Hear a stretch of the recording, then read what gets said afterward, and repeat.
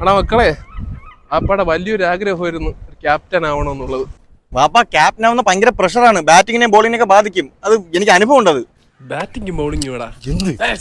എടാ കണ്ട cricket captain ആവുന്ന കാര്യമല്ല പറഞ്ഞത്, കപ്പലിന്റെ ക്യാപ്റ്റൻ. എന്ത് അല്ല, വാപ്പ ആ കോസ്റ്റ്യൂമിൽ കാണാൻ ഭയങ്കര കോമഡി ആയിരിക്കും. ചുമ്മാ വാപ്പ ചിരിപ്പിക്കാതെ. വാസ്കോഡാമയുടെ സ്ഥാനത്ത് വാപ്പ ആയിരുന്നെങ്കിൽ ഇവിടെ ഗാന്ധിജിക്ക് ഉപ്പ് വാറ്റേണ്ടി വരില്ലായിരുന്നു. അതെന്ത് കാര്യം? കാപ്പാട് കാലൂത്താ വാപ്പാട് ഊപ്പാട് വന്നു തന്നെ. കടലിൽ കിടന്ന് ലെഫ്റ്റും റൈറ്റും അടിച്ച് എവിങ്ങും എത്താതായി പോയിനെ വാപ്പച്ചി. അത് നിങ്ങൾ കാറോടിപ്പ് കാണുമ്പോൾ തന്നെ എനിക്ക് മനസ്സിലാവും. ഈ കപ്പലാണ് കൂടുതൽ ഇണങ്ങുന്നത്, അതുകൊണ്ടാണ് കാർ ഓടിക്കുമ്പോൾ ശരിയാവാത്ത. വാപ്പ എനിക്ക് ഇതിനെ പറ്റിയൊക്കെ വെച്ച് അറിയാവുന്നതുകൊണ്ട് ഞാൻ പറയണം. നിങ്ങളെ കൊണ്ട് പറ്റൂല വാപ്പ. ഓഹോ, നിനക്ക് ഇതിനെ കുറിച്ച് അറിയാമോ? നമ്മളിപ്പോ എവിടെയാണ് നിൽക്കുന്നത്? ബോട്ട് ചെട്ടിയില്. ബോട്ട് ചെട്ടിയാ? കപ്പൽ ചെട്ടിയില്. കപ്പൽ ചെട്ടിയാടാ. എടാ ഇത് വിഴിഞ്ഞം അദാനി പോർട്ടാണ്, ഇത് സീ പോർട്ട്. ഈ പോർട്ടിന്റെ പ്രത്യേകത നിനക്ക് ഞാൻ ഒന്നൊന്നായി പറഞ്ഞുതരാം. പറഞ്ഞാണ്.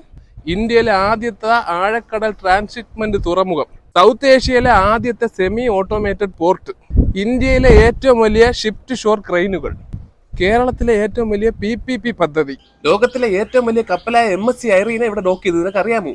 ഇതെല്ലാം ഗൗതം അദാനിയുടെ വിഷനും കേരള ഗവൺമെന്റിന്റെ കമ്മിറ്റ്മെന്റും കൊണ്ടാണ് നടന്നത്. അദാനി ഫൗണ്ടേഷൻ വഴി 63 കോടി രൂപയുടെ CSR പദ്ധതികളും ഉണ്ട്. അസാപ്പിന്റെ സഹകരണത്തോടുകൂടി സ്കിൽ ഡെവലപ്മെന്റ് സെന്ററുകളും നടത്തുന്നുണ്ട്.